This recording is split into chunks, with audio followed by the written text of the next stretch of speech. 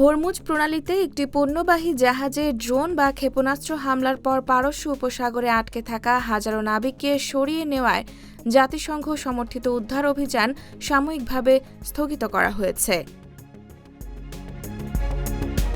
যুক্তরাজ্যের maritime trade operations জানায়, হামলায় জাহাজটির ব্রিজ ক্ষতিগ্রস্ত হলেও কোনো হতাহতের ঘটনা ঘটেনি।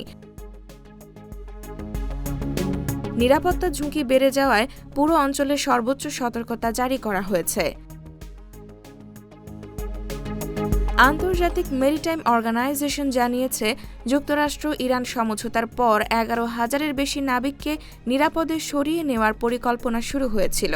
কয়েকটি জাহাজ নিরাপদে পৌঁছালেও সর্বশেষ হামলার কারণে বাকি উদ্ধার কার্যক্রম আপাতত বন্ধ রাখা হয়েছে। আইএমও মহাসচিব আর্সেনিও ডোমিঙ্গুয়েজ বলেন, নাবিকদের নিরাপত্তাই এখন সর্বোচ্চ অগ্রাধিকার।